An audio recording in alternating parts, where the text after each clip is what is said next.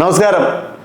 അറിഞ്ഞായിരുന്നു നിങ്ങൾ ഈ വർഷത്തെ SSLC ഫസ്റ്റ് ടൈം എക്സാമിനുള്ള ടൈം ടേബിൾ വന്നിട്ടുണ്ട്.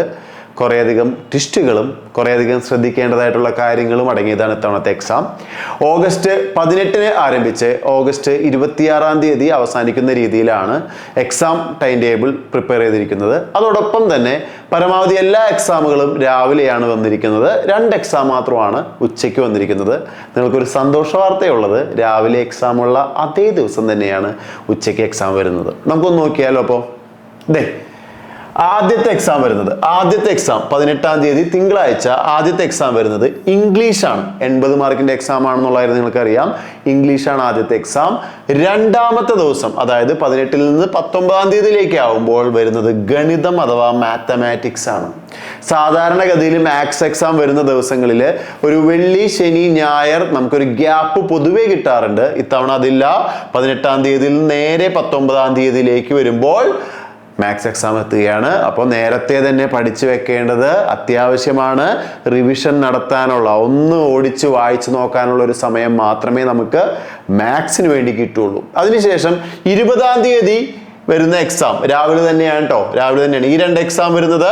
10 to 12:45 ആണെങ്കിൽ 20 ഒന്നാം ഭാഷ, അതായത് ഫസ്റ്റ് ലാംഗ്വേജ് ആണ്. 10 to 11:45 ആണ് എക്സാം വരുന്നത്, ഫസ്റ്റ് ലാംഗ്വേജ്.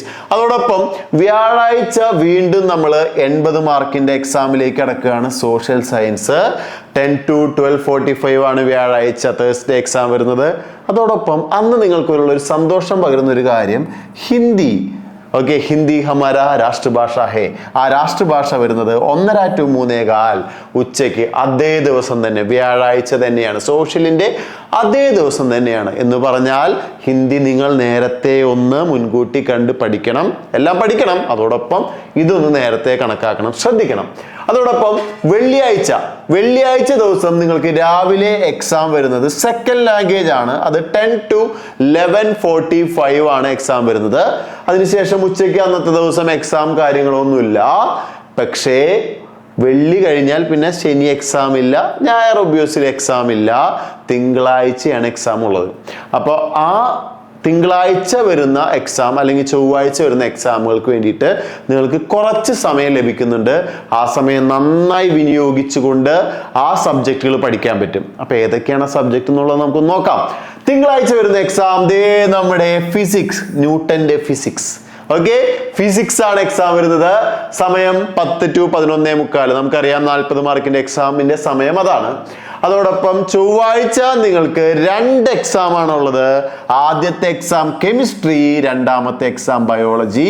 ഉച്ചയ്ക്ക് വരുന്ന എക്സാമുകളുടെ സമയം 1:30 മുതൽ 3:15 വരെയാണ്. രണ്ടും 40 മാർക്കിന്റെ എക്സാം ആണ്. അപ്പോൾ ഈ എക്സാമുകൾക്ക് വേണ്ടിയിട്ട് നിങ്ങൾക്ക് വെള്ളി, ശനി, ഞായർ, തിങ്കൾ മോർണിംഗ് ദിവസങ്ങളിൽ നന്നായിട്ട് പഠിക്കാൻ സാധിക്കും. പിന്നെ മഴയൊക്കെയാണെന്നുള്ള കാര്യം നിങ്ങൾക്കറിയാം. മഴ ആയതുകൊണ്ട് തന്നെ ഏതെങ്കിലും ഒരു ദിവസത്തെ എക്സാം ക്യാൻസൽ ചെയ്യേണ്ടി വന്നു കഴിഞ്ഞാൽ എന്ത് വേണം എന്നുള്ളത് കൃത്യമായിട്ട് നോട്ടിഫിക്കേഷനിൽ പറഞ്ഞിട്ടുണ്ട്. മൂന്നാമത് കൊടുത്തിരിക്കുന്ന കാര്യം, പരീക്ഷാ ദിവസങ്ങളിൽ സർക്കാർ അവധി പ്രഖ്യാപിക്കുകയാണെങ്കിൽ അന്നത്തെ പരീക്ഷ 29/8. ഓക്കെ, നമ്മുടെ എക്സാം 26 ആണ്. അത് കഴിഞ്ഞാൽ 27, 28, 29 ബുധൻ, വ്യാഴം, വെള്ളി ദിവസം നടത്താനാണ് തീരുമാനിച്ചിരിക്കുന്നത്. പിന്നെ ബാക്കിയെല്ലാം നിങ്ങൾക്ക് അറിയാവുന്ന കാര്യങ്ങളാണ്. കൂൾ ഓഫ് ടൈം ചേർന്നതാണ് പരീക്ഷയുടെ സമയക്രമം. വെള്ളിയാഴ്ച ഉച്ചയ്ക്കുള്ള എക്സാം 2 to 3:45 വരെ ആയിരിക്കും. ഉച്ചയ്ക്കുള്ള എക്സാമിന്റെ കാര്യമാണ് പറയുന്നത്. ഓക്കെ, ഇത്രയും കാര്യങ്ങളാണ് നിങ്ങൾ പ്രധാനമായിട്ട് ശ്രദ്ധിക്കേണ്ടത്. അതോടൊപ്പം തന്നെ നമ്മളുടെ ഈ എക്സാം ദിവസങ്ങളുടെ തലേ ദിവസം നമ്മുടെ യൂട്യൂബ് ലൈവ് ക്ലാസ്സുകൾ ഉണ്ടാവും. നിലവിൽ നമ്മുടെ റിവിഷൻ നടന്നുകൊണ്ടിരിക്കുകയാണ്. ഓരോ ടോപ്പിക്കും, ഓരോ സബ്ജക്റ്റും, ഓരോ ചാപ്റ്റേഴ്സും വളരെ നന്നായിട്ട് പഠിച്ചുകൊണ്ടിരിക്കുകയാണ്. തലേ ദിവസം ഈ പഠിച്ച കാര്യങ്ങളുടെ യൂട്യൂബ് ലൈവ് എക്സാമിന് വരാൻ ഏറ്റവും സാധ്യത കൂടുതലുള്ള ചോദ്യങ്ങൾ നമ്മൾ ഡിസ്കസ് ചെയ്യുന്നതാണ്. അപ്പോൾ അതുകൂടി അറ്റൻഡ് ചെയ്ത് എക്സാം എഴുതി നമ്മൾ പൊളിച്ചെടുക്കും. ഓക്കെ.